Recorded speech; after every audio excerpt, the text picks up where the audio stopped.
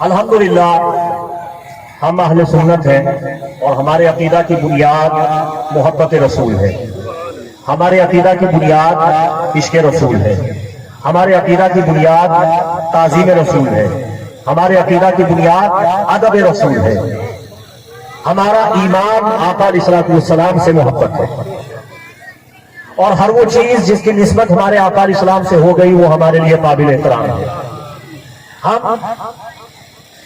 اپنے پیارے حبیب، اپنے پیارے آقا و مولا حضرت محمد مصطفیٰ صلی اللہ علیہ وآلہ وسلم سے عشق کرتے ہیں، اس میں کوئی مبالغہ نہیں ہے، اس میں کوئی دو رائے نہیں ہے،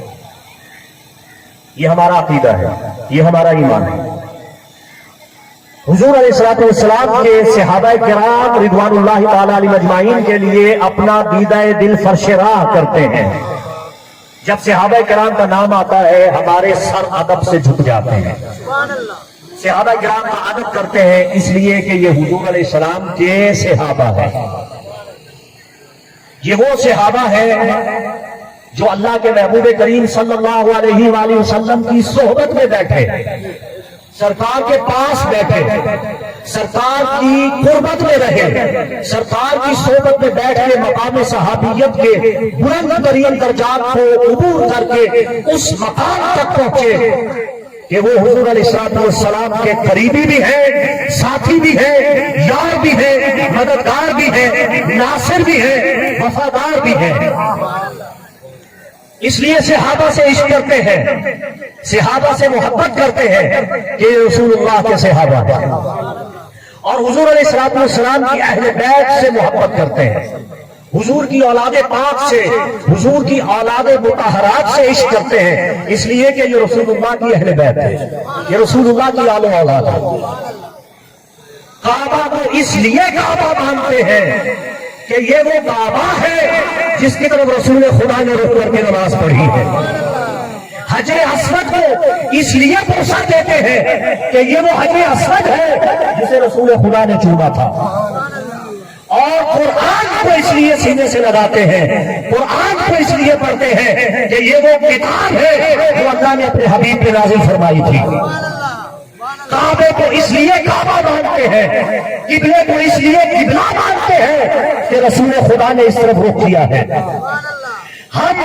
نہ کعبہ کو جانتے تھے، نہ قبلہ کو جانتے تھے، نہ قرآن کو جانتے تھے، ہمیں کعبہ، قبلہ اور قرآن کا پتہ اللہ کے حبیب نے دیا ہے، اور اس سے بڑی کوئی منزل نہیں ہے کہ اگر اللہ کو اللہ مانتے ہیں تو صرف اس لیے مانتے ہیں کہ یہ محمد مصطفیٰ کا اللہ ہے۔ ہم اللہ کو کب جانتے تھے؟ ہم پروردگار عالم رب متعال اللہ رب الجلال کو کب جانتے تھے؟ ہمیں خدا کا پتہ نہیں تھا،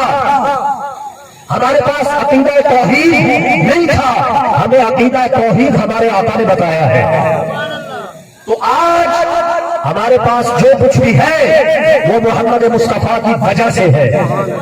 پیارے آقا علیہ السلام کی بدولت ہے، ان کی نسبت سے ہے، ان کے وسیلہ سے ہے، ان کے فیضان سے ہے۔ اور ہمارا یہ عقیدہ ہے کہ جب ہماری موت آئے گی،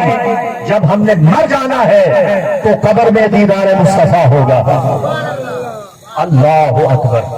یہ ہمارا عقیدہ ہے کہ جب ہم مر جائیں گے تو قبر میں ہمیں آقا علیہ السلام کا دیدار ہوگا۔